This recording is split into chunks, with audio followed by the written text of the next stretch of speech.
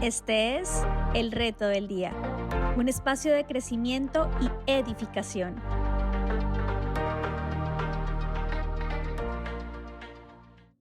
Que nuestro Señor Jesucristo siempre le gustó revelar cuáles eran los secretos del reino de los cielos, revelarnos cuáles eran los secretos de su éxito en la vida espiritual, ministerial y personal. Por eso en este viaje maravilloso que estamos haciendo a través de la primera carta de Juan, pues nos encontramos con algunos secretos que el apóstol también nos viene revelando acerca de la madurez. Sí, efectivamente te voy a hablar un poco de la madurez a los ojos de Juan, del apóstol Juan, quien nos ilustra en el capítulo 2, versículo 14. Os he escrito a vosotros, jóvenes, porque sois fuertes, y la palabra de Dios permanece en vosotros, y habéis vencido al maligno. Entonces, es interesante identificar aquí que Juan está hablando de unos jóvenes que se volvieron fuertes porque la palabra de Dios permanecía en ellos, y eso mismo los llevó a vencer al maligno. Entonces, en nuestra actualidad, estoy seguro que muchas personas dentro de la vida cristiana se están preguntando por qué muchas dificultades a la hora de crecer espiritualmente, de avanzar y madurar, o por qué todavía hay algunas actitudes que no se han podido menguar en cuanto a lo que se refiere al viejo hombre. Y podría pensar que Juan puso este propósito al último por un motivo muy importante. Estamos hablando del verso 1 de Juan, capítulo 2, verso 14. Juan ha descrito que estos jóvenes vencieron como personas al maligno, y se repite de nuevo, pero Juan añade una explicación interesante: sois fuertes y la palabra de Dios permanece en ustedes. Sois fuertes y la palabra de Dios permanece en ustedes o en vosotros.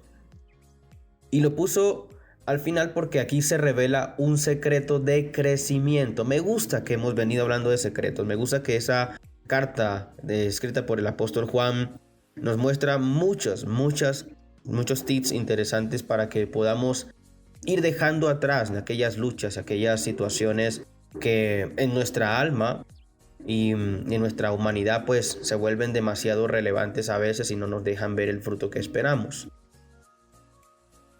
¿Qué es lo que hace que el niño espiritual se convierta en un joven espiritual? A la luz de lo que Juan nos está diciendo acá. Bueno, la palabra de Dios que permanece en él. Sin duda ese es el secreto. ¿Y qué hace que un joven se convierta en padre o en adulto? Pues la palabra de Dios que permanece en él. Nuevamente la misma expresión, el mismo secreto. Eso es lo que nos ayudará a pasar de una etapa a otra. Es una ayuda, es una fortaleza o es la clave, la llave para pasar de una etapa a otra en nuestras vidas. Y el instrumento divinamente diseñado para el crecimiento ante los ojos de Dios es su palabra. Es casi imposible que nosotros como cristianos o como hombres o mujeres auténticos podamos, a crecer a menos de que la palabra de Dios permanezca en nuestras vidas. Es el motivo por el que, el demonio o Satanás lucha en contra de todo ese asunto del estudio de la Biblia. La edificación de nuestra vida alrededor de la centralidad de las Escrituras es una batalla brutal que él ha librado. ¿Por qué? Porque la verdad, él no puede evitar que seamos cristianos. No puede impedir que seamos cristianos, pero sí puede impedir que nosotros seamos cristianos fuertes. Es exactamente en la manera en que lo hace. Intenta desviar nuestra atención, haciendo que sigamos determinados atajos que nos dan la impresión de que nos van a convertir de inmediato en personas maduras. Podría mirarlo de esta manera. La espiritualidad instantánea, creo que nos suena esa frase. O la madurez instantánea, también nos suena esa frase. Escuché decir alguna vez a un gran siervo de Dios: no hay atajos para la madurez. Siempre que tomamos atajos, cortamos caminos, pero estamos omitiendo tramos interesantes e importantes del proceso. Entonces, estrategia del enemigo es desviar nuestra atención para que quedemos atrapados en nuestros propios conflictos. Porque la Biblia dice que la palabra de Dios es luz. La misma palabra es luz, la enseñanza es luz. O sea, que si desvía tu atención, entonces tú quedarás atrapado en la oscuridad de tus situaciones personales, evitando que la luz de la palabra te muestre el camino correcto, de acuerdo a lo que Dios ha preparado para tu vida. Pero aquí es importante mencionar que existe un enfoque muy mecánico, ya que estamos hablando de que la Biblia o la palabra de Dios es el instrumento para pasar de una etapa a otra, para madurar.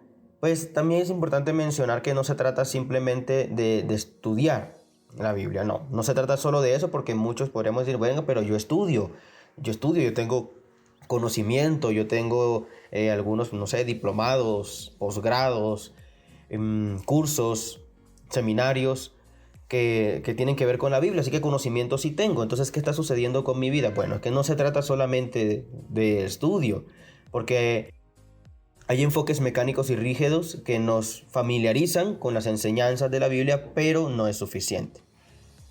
Este pasaje dice algo que nos revela lo que es importante, lo que es necesario. Entre comillas, dice permanece. La palabra de Dios permanece. O sea, significa un conocimiento de la Biblia más agregándole obediencia al Espíritu. Voy a repetir esto. Significa un conocimiento de la Biblia agregándole obediencia al Espíritu. Porque cuando las Escrituras hablan acerca de conocer la palabra de Dios, nunca se refiere solo a la Biblia como un instrumento. Es siempre la Biblia y al mismo tiempo el Espíritu. Y es la palabra entendida a la luz del poder iluminador y buscador del Espíritu Santo, lo que produce resultados. Si unimos estos dos conceptos, se va a producir madurez. No es cuestión sencillamente de que la enseñanza de la Biblia se introduzca en nuestra mente. La idea es que la palabra se apodere de nosotros. Eso es lo que es interesante, que la palabra llegue, penetre hasta lo más profundo de nuestro corazón, que también nosotros nos apoderemos de ella, haciendo que la palabra viva en nosotros, ¿sí? De tal manera que vaya penetrando en nuestra conciencia, apoderándose de nuestra voluntad y exponiendo todos nuestros pensamientos y las intenciones de nuestro corazón para que podamos identificar las que hay que corregir. Eso lo podemos encontrar en Hebreos capítulo 4, verso 12. Es aquí el proceso de madurez, la palabra en nosotros. Recuerden, lo dijo de esta manera, ya no vivo yo, mas Cristo vive en mí. Lo decíamos en el podcast anterior. Nuestro estudio de las Escrituras debe ser deliberado. O sea, el conocimiento de la palabra debe ser muchísimo más allá de simplemente una ficción, una diversión, una entretención, una curiosidad. No puede ser tampoco una opción en la vida. No puede ser una opción, porque cuando tenemos opciones se nos complica elegir la correcta. Entonces debe ser el único camino. Por eso Jesús no dijo, yo soy uno de los caminos, dijo, yo soy el camino. No dijo, yo soy una de las verdades, dijo, yo soy la verdad. Entonces no podemos hacerla opcional. Debemos hacer la vida en nosotros. Digamos, hacerlo de esta manera, que sea nuestra única alternativa. Así nos moveremos sí o sí en obediencia al Espíritu Santo. Y bueno, después de haber estudiado un poco a los ojos de Juan lo que es el proceso de la madurez, quiero dejarte el reto para el día de hoy.